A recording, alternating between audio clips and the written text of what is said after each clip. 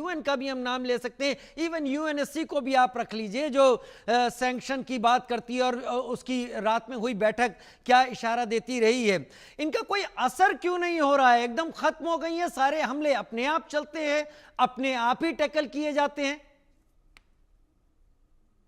देखिए, United Nations organisation अपने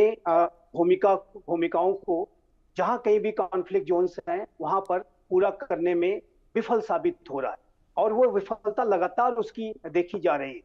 जो यूनाइटेड नेशंस ऑर्गेनाइजेशन के अपने इंटरनल कॉन्ट्रडिक्शंस हैं, जो वहां पर रिफॉर्म्स नहीं हुए हैं, 20वीं सदी के मध्य का बना हुआ ऑर्गेनाइजेशन 21वीं सदी के तीसरे दशक को की रियलिटीज को कैसे रिप्रेजेंट कर सकता है यदि उसके रिफॉर्म्स न किए जाए। यूनाइटेड नेशंस ऑर्गेनाइजेशन यदि इसी तरीके से रहा तो मेरा ऐसा मानना है कि उसका हश्र भी वही होगा जैसा कि लीग ऑफ नेशंस का हुआ था, और जो कि पूरी दुनिया में जाहिर है कि एक बड़ी चिंता की बात होगी। आज आप देखिए तो जितने भी अदर ऑर्गेनाइजेशन है, चाहे G20 हो, चाहे वो ब्रिक्स हो, चाहे वो SCO हो, चाहे वो रीजनल ऑर्गेनाइजेशन हो, उन सभी का और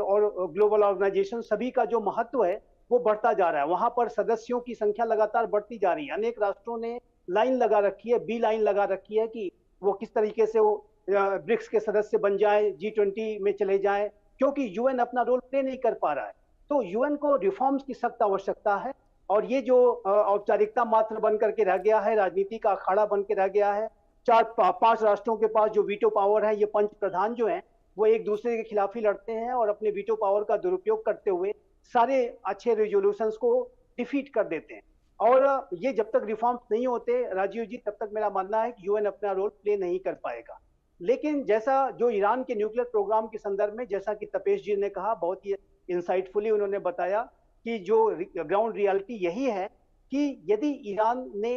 अभी भी अपने न्यूक्लियर एम्बिशन को न त्यागते हुए कुछ बड़े कदम उठाए और वो न्यूक्लियर वेपन्स के बनाने की तरफ बढ़ा, जाहिर है कि उसने अपने फिशल मटेरियल को, अपने जो एनरिच्ड यूरेनियम को सिक्योर लोकेशंस पर वो ले गए हैं। लेकिन ये जो हमला अमेरिका ने किया है वो बहुत ही बड़ा हमला है और इसका काफी डैमेज हुआ है, और उसका जो प्रोग्राम है वो वर्षों पीछे चला गया है। लेकिन उसके बावजूद भी यदि उन्होंने फिर से कुछ स्ट्रक्चर खड़े करने की कोशिश की या कहीं अन्य फैसिलिटीज पर कुछ सरप्राइज देने की कोशिश की, तो मेरा ऐसा मानना है, मेरा भी ऐसा मानना है, जैसा कि माथुर सर ने भी कहा, तपेश जी ने भी कहा, मैं बिल्कुल सहमत हूं कि यूनाइटेड स्टेट्स ऑफ अमेरिका और इजराइल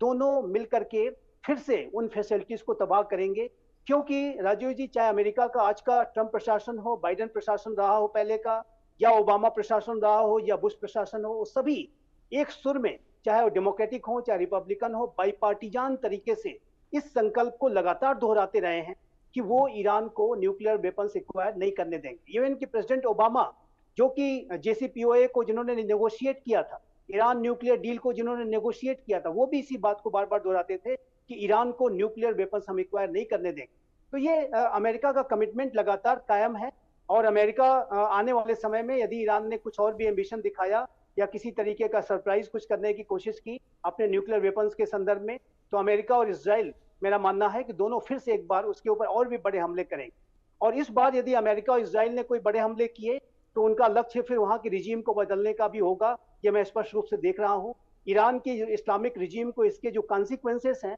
आने वाले समय में और भी बड़े तरीके से भुगतने पड़ सकते हैं, और ये रिजीम के कोलैप्स का भी कारण बन सकते हैं। ये मेरे असेसमेंट के मुताबिक अमेरिका और इजराइल आने वाले समय में इसी लक्ष्य की तरफ बढ़ेंगे, जो कि उनका अल्टीमेट गोल है। मैं स्पष्ट रूप से कहना चाहता हूं कि अमेरिका और इजराइल का जो अल्टीमेट गोल है 1979 के बाद से चली आ रही जो इस्लामिक रिजीम को बदलने का है, उसको मैं गलत और सही के नजरिए में नहीं तोलना चाहूंगा, उसके बारे में अलग डिबेट हो सकती है। लेकिन उनका जो गोल है वो यही है कि वो वहां की इस्लामिक रिजीम को बदलना चाहते हैं। और यदि ईरान ने ऐसा कुछ उन्हें अवसर दिया तो फिर अगला जो उनका टारगेट है, अभी तो ये टारगेट था उनके न्यूक्लियर वेपन्स प्रोग्राम को लिमिट करने का, उसे डैमेज करने का, लेकिन फिर अगला जो नेक्स्ट टारगेट होगा वो रिजीम चेंज का होगा, ये मैं स्पष्ट रूप से देखता हूँ। स्पष्ट रूप से आप रिजीम चेंज का देखते हैं, क्योंकि अगर ये आगे